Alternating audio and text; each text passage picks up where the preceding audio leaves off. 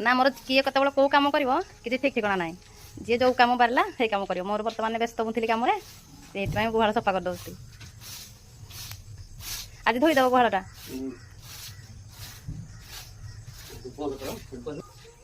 माने गाई आमर केते घास अणा हो घास अधिका तक मान कौन हो जाऊँगी से घास खाई आउ दक पड़ू पूरा पारिकिना शोई पड़ू माने केते घास नष्ट